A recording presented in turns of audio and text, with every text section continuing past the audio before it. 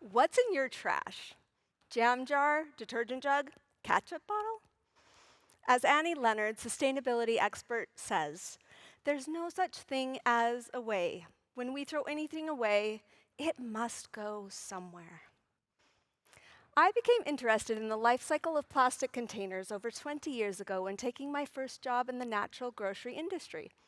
There I found that I loved learning about the products, stocking shelves, and shopping in the bulk department. I became a certifiable grocery nerd. What I didn't love was all the waste. I'd grown up in a large family where we valued what we had, the food on our table, the clothes in our closet, and now I was seeing bin after bin of perfectly good food go to waste, often in shrink-wrapped plastic clamshells. In the US, millions of tons of plastic packaging from grocery stores will go to the landfill each year. And that's in addition to all the plastic containers that will leave the store in the hands of consumers like us. We may do our best to recycle them, but due to breakdowns in the recycling process, it's unlikely, with an estimated 5 to 6% of plastics produced actually getting recycled. The rest end up incinerated or sent to the landfill where it will take hundreds of years to break down. Frankly, we can't keep up with the waste. To quote National Geographic, we made plastic, we depend on it, now we're drowning in it. Plastics gained real traction after World War II, becoming a symbol of innovation and convenience. Add to this the emergence of the busy two-worker household and easy-to-grab frozen meals, and by the 1970s it was clear. Food products packaged in plastics offered a convenience that was very appealing. And the grocery store experience changed entirely. But it soon became evident that all that packaging waste was far from convenient, which is why in 1988 they released those little numbers, circled by arrows, that we now see on packaging. These, often called recycling codes, are actually resin codes, originally designed for the waste management facilities to help them group plastics with similar properties. While they were not designed for consumers, they became widely known by consumers as a way to know if something was recyclable. Ah, we're saved, right? Unfortunately, there are a couple big problems with those little numbers. First of all, consumers assumed that everything with a resin code was recyclable, when in reality, only 3 of the 7 codes are widely accepted, meaning most items with those codes will not be recycled.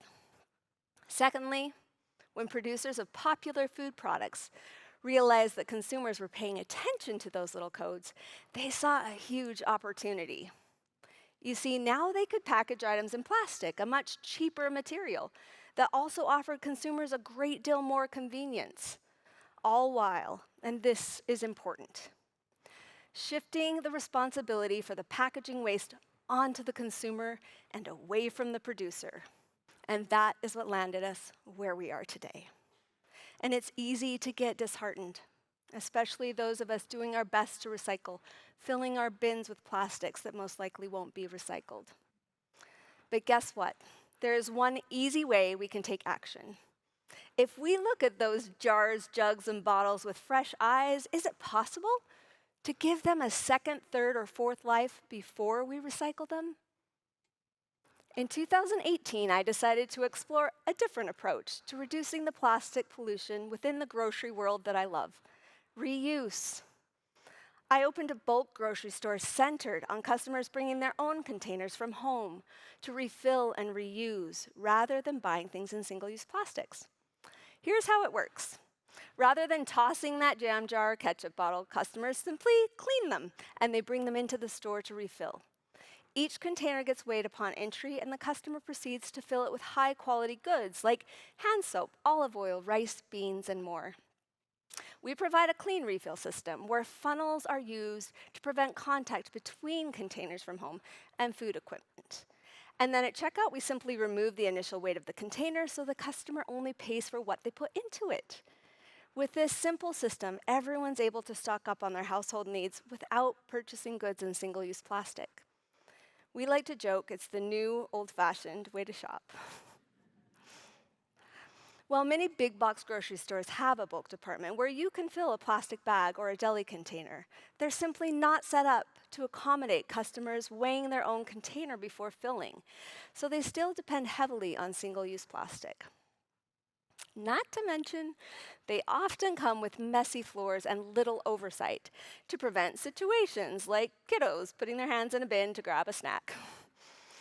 But it's easier to provide a clean refill experience when the bulk department is our only department. In our model, there are a number of ways we are able to cut back on single-use plastic, like buying local.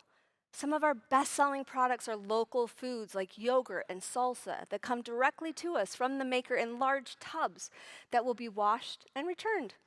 A perfectly circular reuse system.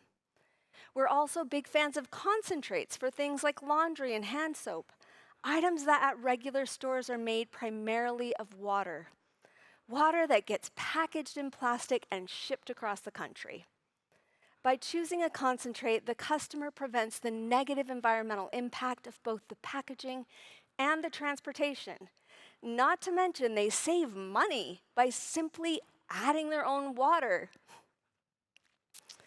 You may be wondering, are refill stores zero waste or plastic free? Unfortunately, no.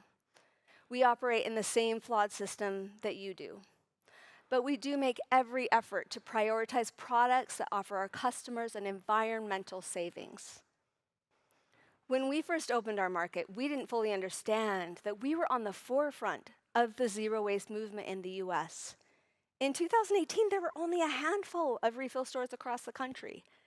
Today, there are over 600.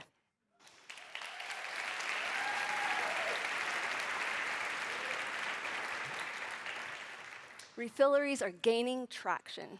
There are now Facebook groups dedicated to store owners, a refillery collective for support, and even talks of a trade show. Here in our little market in Utah, we average 2,700 refills a month. Each of those represents a container that never entered our waste system. Multiply that number by the hundreds of refill stores across the country. This is how change happens. We change our ideas, then we change our habits, and collectively we make a tremendous impact.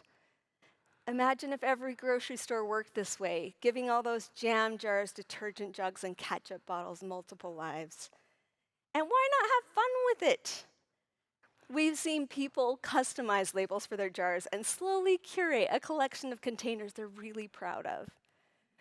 We've seen them use beautiful containers like liqueur bottles for olive oil, and even funny containers like a kid's juice box shaped like a dinosaur as a hand soap dispenser.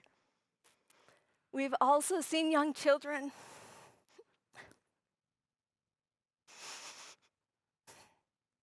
learn how to use a funnel and carefully scoop gummy bears into jars.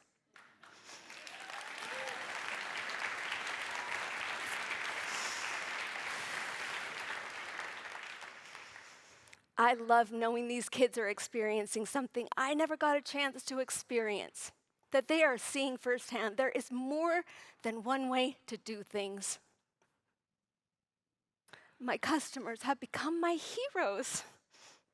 They are creative, resourceful, and they've been willing to dive into the vulnerable space of changing their habits. Sometimes I think reuse gets overlooked as a real solution for curbing plastic pollution. Maybe it is old-fashioned, and maybe it seems too small. And yes, we need a big solution to this very big problem. But reuse is something each of us can do right now that slows the flow of plastic into our environment. Over the past 7 years running our store, here's what we've learned. Change happens one choice, one refill at a time. As zero waste chef Anne-Marie Bonneau says, we don't need a handful of people doing zero waste perfectly. We need millions of people doing it imperfectly.